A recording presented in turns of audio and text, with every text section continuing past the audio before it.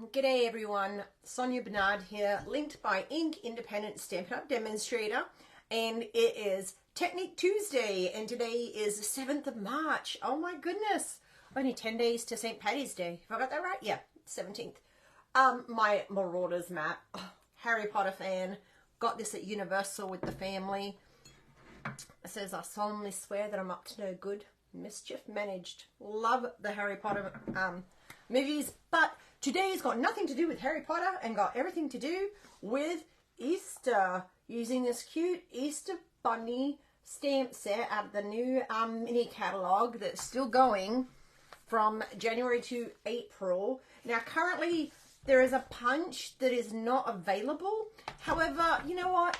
These bunnies are so easy to fussy cut out, and the punch only, I think it's this bunny that the punch coordinates with, so it doesn't even coordinate with the other two. So just fussy cut them. That's what I've been doing. And we're not actually using the bunny for the first little bag. That is this cute little Easter treat bag or a gift bag, or it doesn't have to be Easter. You could use it for anything you want to use it for. And then I was like, well, I want a bigger one. So I made a bigger one. And then you can see I have just fussy cut this bunny out, and it looks fine, and it's not hard, and it didn't take long. So I'm going to show you how to make these today. Well, we're going to make the little one, and then really for the big one, all you're going to do is double the measurements. I've got all the measurements in the description of this video. So what we're really focusing on is how to do it, okay? Because I did see this this technique on another video, and I had a little issue with the trying to follow it, trying to see clearly, like, okay, where am I putting the tape? And I had to go back and rewind. So I don't want any of that. So I'm trying to make it very, very simple. We're going to stretch it out. We're going to go step by step. And just so you know where that paper came from, there's the Enjoy the Journey paper, which I really love. It actually reminds me of my husband. I don't know why. This just gives me my husband vibes. So, but on the back of that are these fun colors. So we're using this one today. Okay, and let's get started. You are going to need a handy dandy paper trimmer. And our trimmer has a cutting blade, which is this dark blade, and then it has a lighter blade, and this is a scoring tool. It's actually not a blade, it's a scoring tool. And we're going to need a 6x6 piece of paper, whatever kind of paper you want, we can use. You're going to need some double-sided tape, definitely, and then whatever you want to decorate it. Oh, you are going to need some cardstock, and that is for the handles and this. And you can either use brads, or I use this small little mini, well, it's regular size stapler, but it's small. So that's just the one I had on hand. I have one of the old Stampin' Up! Little mini staplers, but I had to order staples for it, and they're not going to be here till Friday, so okay. Okay, let's turn this down and get started. You ready? Let's go. Okay. Let me go ahead and join in on my phone so I can make sure I am keeping everybody in the right spot, so you can see exactly what I'm doing. So the first thing you want to do is get your paper trimmer. My mind just went blank. What I like to do, because I have a tendency to just grab from the top. Now you can either take this blade out all the way, so you're not going to grab it, or I just grab a piece of washi, and I do like that, and then my brain automatically knows not to grab it. So that's my little trick for that.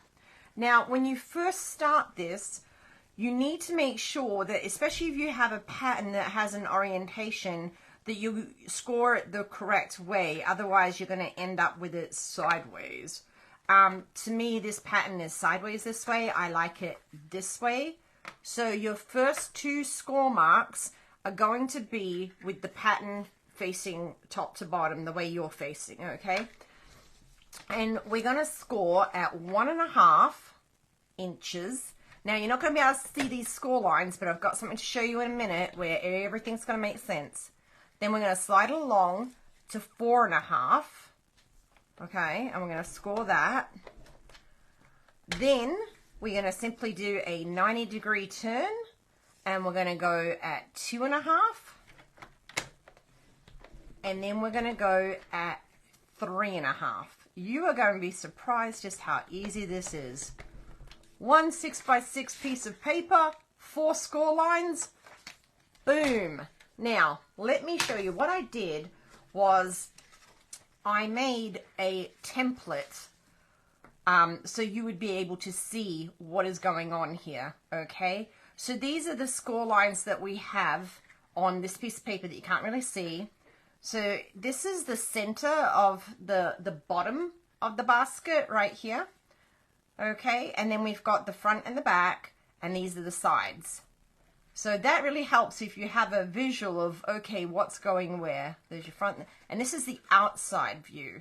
We also have an inside view because we're going to put this tape on both the inside and the outside.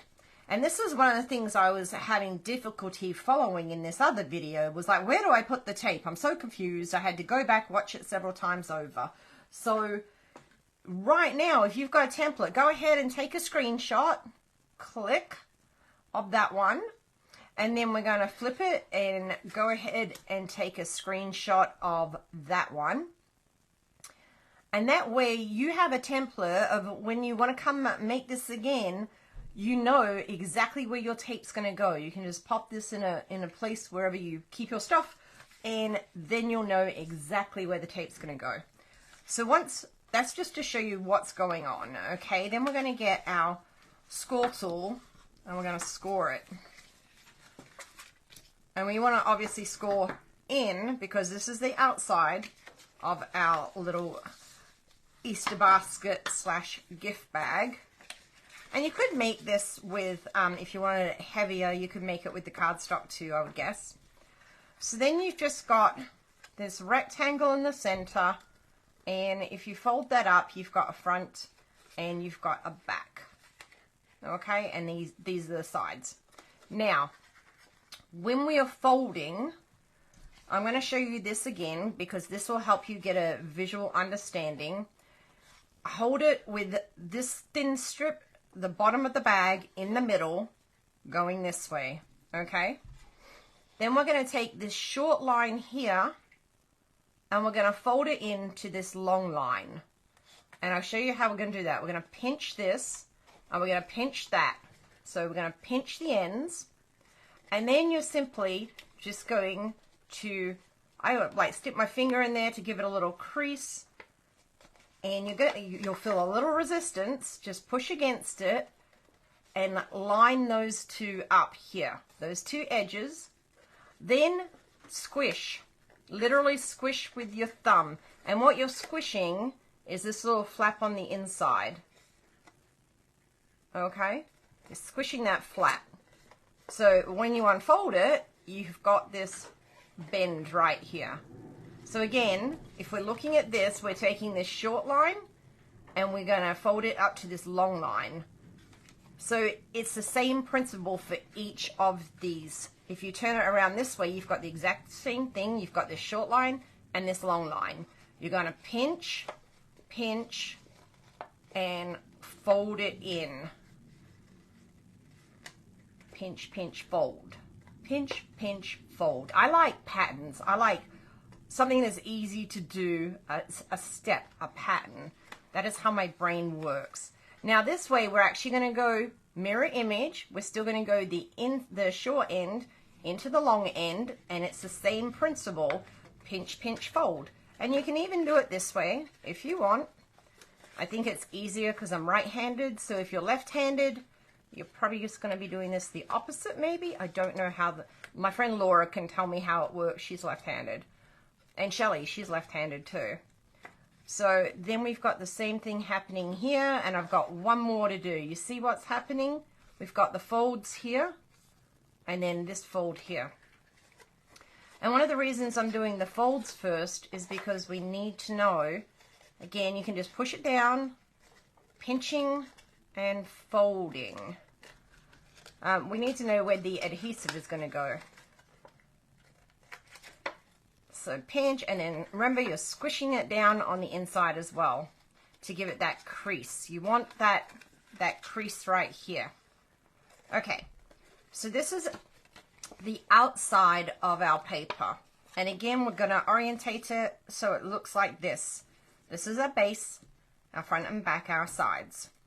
Then you're just going to get your tearing tape, and no bigger than an inch, really. Just guesstimate a little piece, right? And you want to put this, there's the middle fold all the way through. We're going to go on the top of that fold. You don't want it in the center. We're going to go right there on the top, but we don't want to, it goes all the way to the corner. We just want to put it right here. You see that? It's basically, we're doing these four.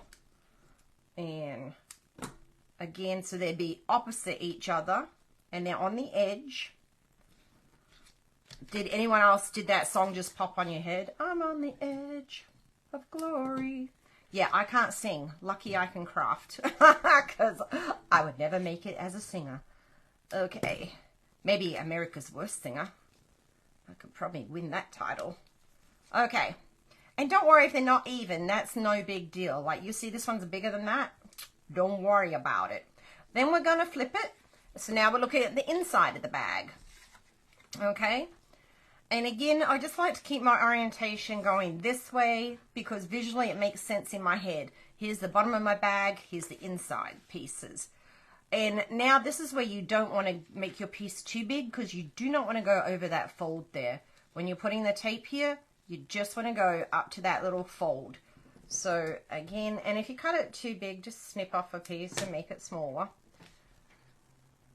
So we're going to stick these, again, they're on the edges, so the four corners. And don't go over that little edge there. And then when I watched this video, the other lady, oop, my watch, she did one by one, and I did not find that easier to do. I find it easier to do this. Sorry, my watch is talking to me. So she was like doing one by one and peeling and then doing the next one, and that just did not help my brain. So sorry, my allergies are so bad here in the South right now. So the way I started it was I put the inside laying up just like this, and we're going to pull the tape off. Well, just the cover, not the actual tape. Sometimes when you go to pull that off, the tape comes with it. So I'm going to take off those two pieces, and we're literally just going to fold it. What? Just literally folding it. Just like that. And making it flat. And then you turn it around, and we're going to take off these two pieces as well. And you're going to be like, this makes no sense. But I'll show you something in a minute. Fold that down, and it will, if you've done the nice, you know, squish corner to corner and done it all up, it'll come out very flat. But you know what I noticed it did make, and it cracked me up, it made a little mouth. I'm such a dork, but you got to have fun in your work. But so if you've got a little mouth, you're doing the right thing. Okay, so now this is where we are going to bring up the sides. And basically, look, you can realize that you're just folding that up. See how it's open? Well, we've got the creases. We've got this bottom part. So we're going to fold that up. And then we're going to pull the tape off here. And this here is going to stick right here. Let me show you. So this one we will go, obviously we've got to do it one by one around. You want to make sure that you're pulling that up, lining up the corners. There we go. See where our box is starting to take shape. Now right here, you might see it curved up a little bit. What I do is get my bone folder and squish that down after I've glued it. I don't want to do it before, I want to do it after, because that way it's nice and flush. So here we're going to take this piece off here. And then we're going to, this is where we're squishing again, corner to corner. You'll see that it's a little bumpy in there. So we're going to take the bone folder and squish it down. And then you've got this nice flat inside of your bag. 2 sides left. That's all we've got. See how easy this is? Once you realize this template really, once I put it on paper and I could visually see where everything was, then it made sense in my brain. So again, just corner to corner. That's a little off, but even if it is, don't worry about it. It's like not even a millimeter. And we'll squish that down. And then we'll get this part here. This is our last one. So 1 6x6 piece of paper, 4 score lines, 8 pieces of tearing tape, and you have the makings of a little gift bag. How cute is that? Now, if you want to make this into a box, you could score that down and then fold that on top, or you could punch this together, put a hole through there, and put a ribbon, and then you've got a little gift bag type deal as well. But we want to make this into an actual little basket or a gift bag with a handle.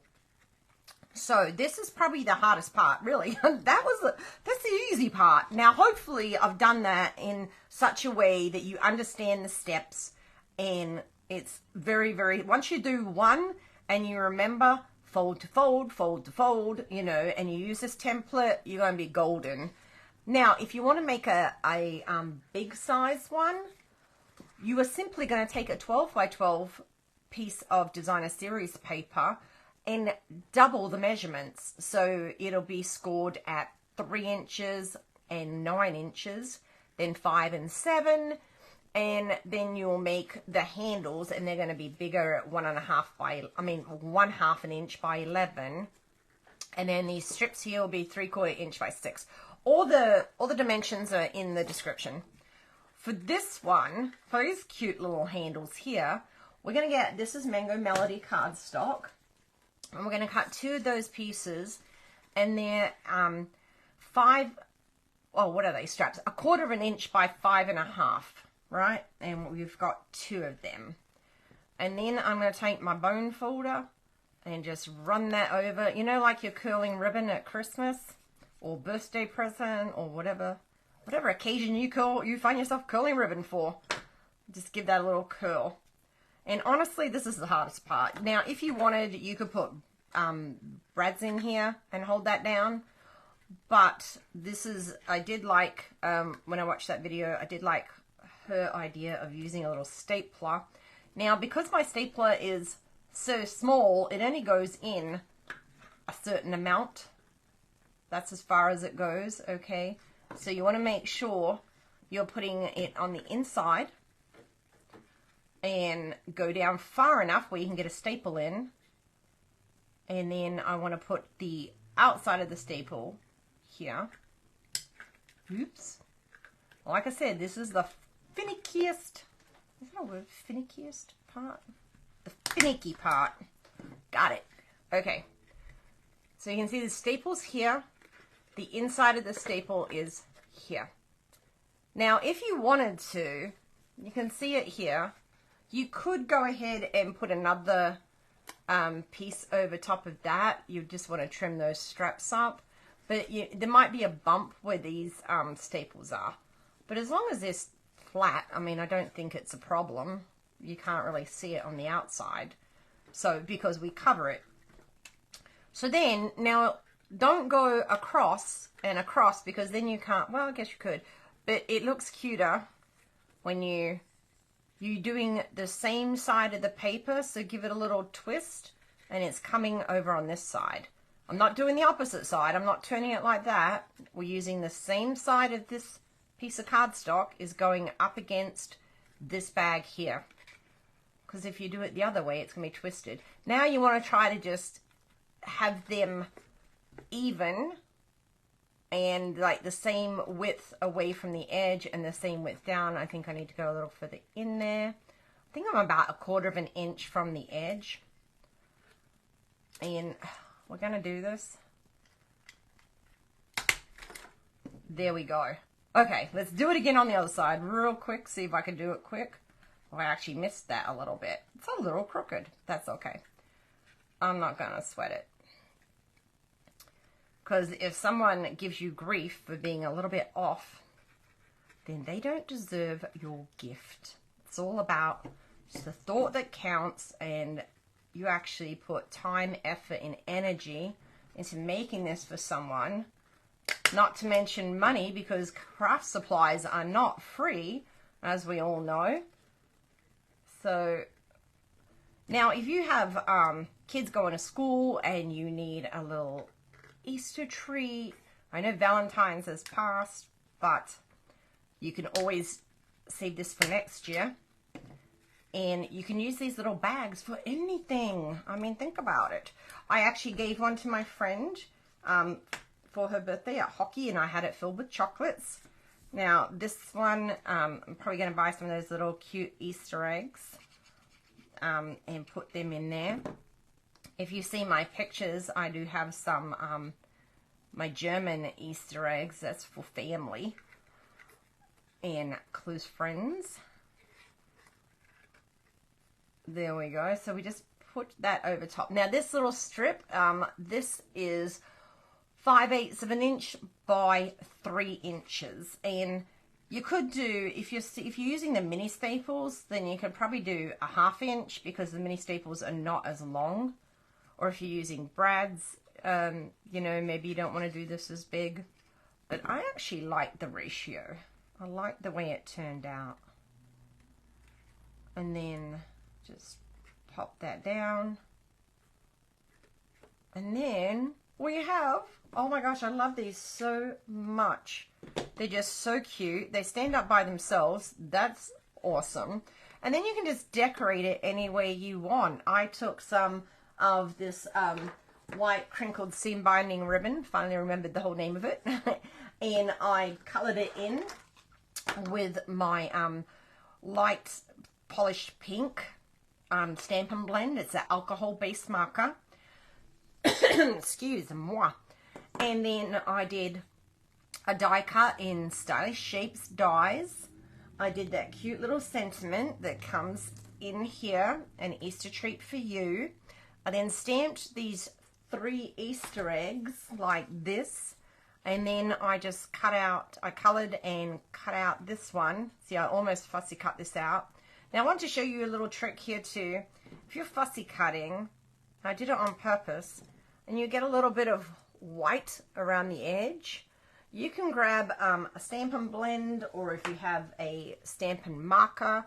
Our markers are water-based, okay, like our inks. But you can just run that around the edge, and it will take care of that white little bit that you might be showing.